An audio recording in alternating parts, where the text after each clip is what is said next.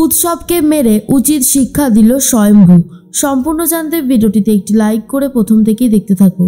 গল্পের শুরুতেই দেখা যায় হঠাৎ করেই জগদ্ধাত্রীর ফোনে ফোন আসে।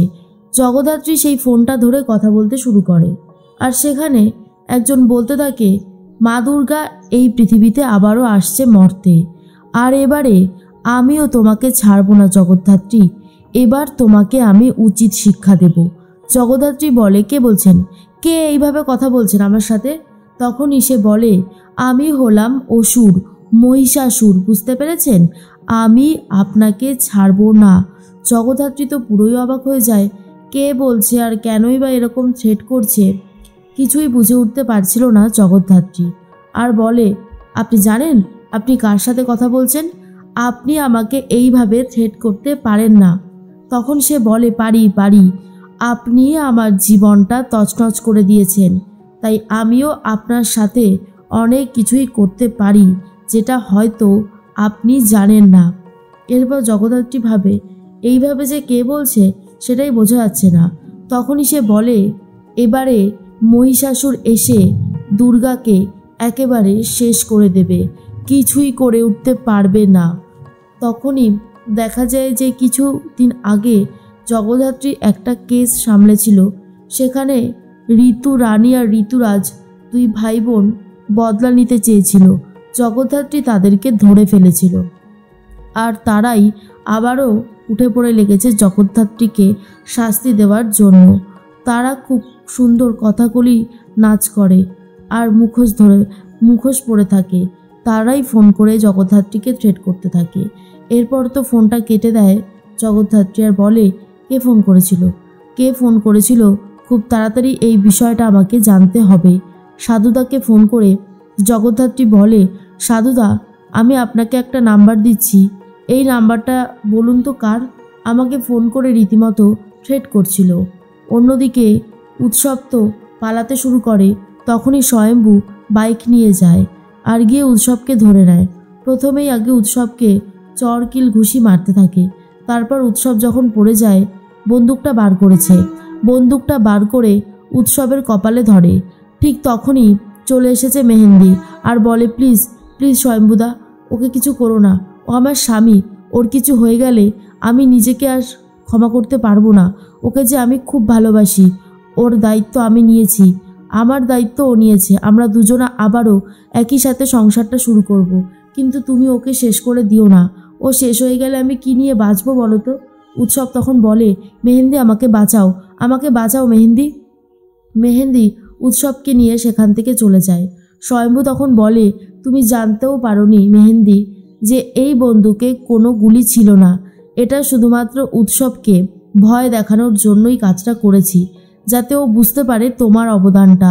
তুমি ওকে বাঁচিয়েছো, তোমার অবদানটা যদি এখনও বুঝতে না পারে, তাহলে আর ভবিষ্যতে কোনোদিনও ও বুঝতে পারবে না।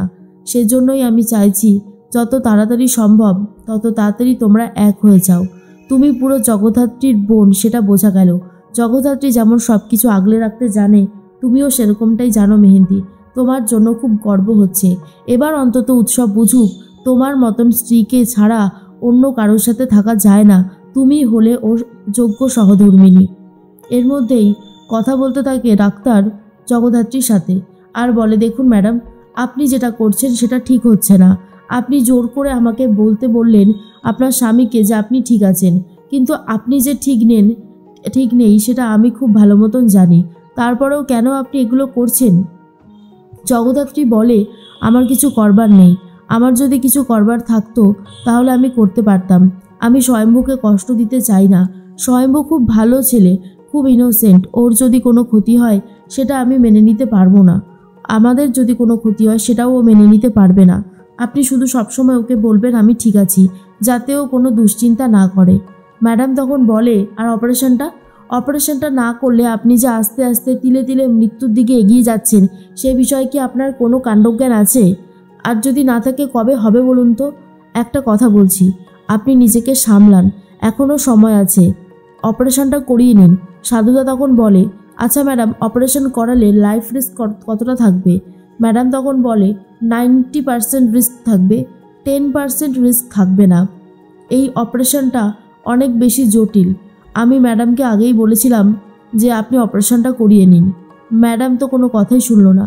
এরপর জগদ্ধাত্রী বলে, আসলে আমি চাইছিলাম বেবিটা জন্ম দিয়েই তারপরে যদি অপারেশনের ধকলটা নেওয়া যেত অনেক ভালো হতো। অপারেশন করলে তো বেবির গায়েও অনেক বেশি আঁচ আসবে, সেই জন্যই আমি এসব কিছু চাইছিলাম না। ডাক্তার ম্যাডাম বলে, কিন্তু আপনার চাওয়াটা যে ভুল সেটা কিন্তু প্রমাণ হয়ে যাবে। আপনি এটা ঠিক করছেন না, আপনি ভুল করছেন। আপনি এরকমভাবে কতক্ষণ আর প্রোটেকশন দেবেন বেবিকে? একটা সময় গিয়ে তো জিনিসটাও বড় হবে, তাই না? আপনার যত তাড়াতাড়ি সম্ভব অপারেশনটা করানো খুবই দরকার। এরপর সাধুদা বলে, জ্যাস তোমাদের কিচ্ছু হবে না, তোমাদের সব দায়িত্ব আমাদের ডিপার্টমেন্টের। তোমাকে বাঁচতেই হবে জ্যাস, তোমাকে বাঁচতেই হবে, কোনো ক্ষতি তোমার হলে চলবে না। ডাক্তার আপনি কিছু একটা করুন, আপনারা দরকার পড়লে মেডিকেল টিম বসান, কিন্তু জ্যাসকে সুস্থ করে তুলতেই হবে।